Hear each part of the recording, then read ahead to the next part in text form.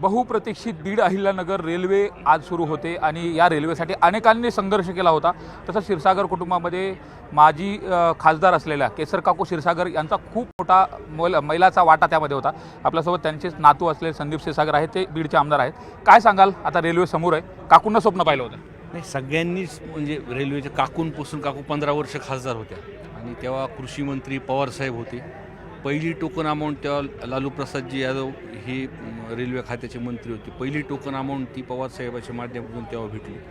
पण तेव्हापासून बीड जिल्ह्यामध्ये संघर्ष होता, सरकार बदलली, खासदार बदलले, पण प्रत्येकजण खासदार झाल्यानंतर प्रत्येकाचं ह्याच्यामध्ये योगदान आहे। आजसुद्धा CM साहेब आणि अजितदादा आज इथं आलेले आहेत आणि जो काही प्रयत्न सर्व लोकप्रतिनिधींनी आपल्या वेळेस केला किंवा जेव्हा सर्वसामान्य लोक, सर्वसामान्य संघटना रस्त्यावरती तुम्ही आंदोलन करताना बघितलं असतील, त्याच्यामध्ये गुन्हे खूप लोकांवरती दाखल झाले, त्याच्यामध्ये आम्हीसुद्धा आहेत।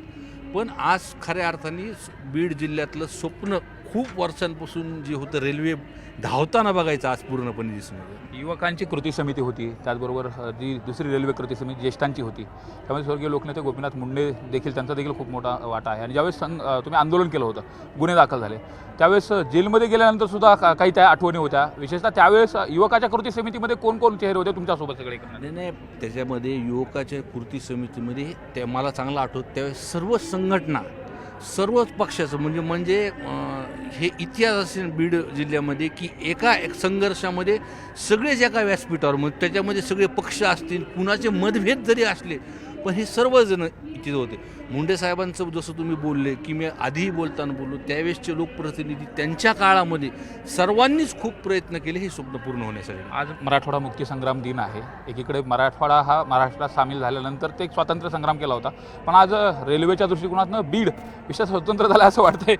नाही, निश्चितपणे त्याची काळजीसुद्धा आपल्या पालकमंत्र्यांनी घेतली आहे की त्यांनी सकाळीसुद्धा बोलताना जे काही बोलले आहे की 5 तासाचा जो कालावधी इथून ते नगरपर्यंत आहे, तर तो लोकांची जी समस्या लोकांनी त्यांना सांगितल्या तो पण कालावधी नक्कीच तो कमी होणार आहे। आता हे समजा डिझेलवरती तर लाईटवरती पण थोड्या दिवसात म्हणजे तो अंतर जी वेळ जास्त आहे ते कमी करून घेऊन त्याच्यामुळे लोकांना खूप मोठी सोय होणार आहे। आणि सगळ्यात महत्त्वाची गोष्ट कनेक्टिव्हिटी असल्यामुळं जो बीडचा व्यापार आहे तो जो आज पण चांगल्या दिशेने आहे आणि रेल्वे आल्यानंतर निश्चितपणे 4-5 पटीने वाढणार। अजितदादा आल्यामुळं बीडची रेल्वे पटरीवरती आली, आता विकास पटरीवर येण्याच्या अनुषंगाने काय केलं पाहिजे? नाही, दादा निश्चितपणे, जरी दादा मी विरोधी बाकावर असलो तर सकाळची एक गोष्ट सांगतो की ती गाडीमध्ये बसताना मी माझ्याकडे मतदारसंघामध्ये गाव आहे वंजारवाडी, मी दादाला त्याचं एक ते बुकलेट दिलं। दादा म्हणलं हे गाव आहे, कधी आपण जेव्हा होईल पण ते ह्या मराठवाड्यातलं प्रथम ह्याच्यावरती ते गाव आलेलं आहे, ते ग्रामीण भागातलं। तर दादाने बुकलेट बघितलं आणि मला थोड्या वेळात आत्ता माहिती कळाली की दादा त्या ठिकाणी जाऊन आले।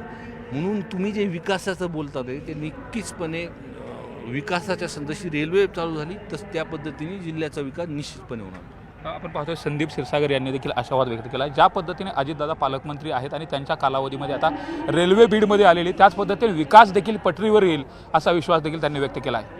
कॅमेरा पर्सन हेमंत बागुलसह सुरेश जाधव, न्यूज 18 लोकमत, बीड।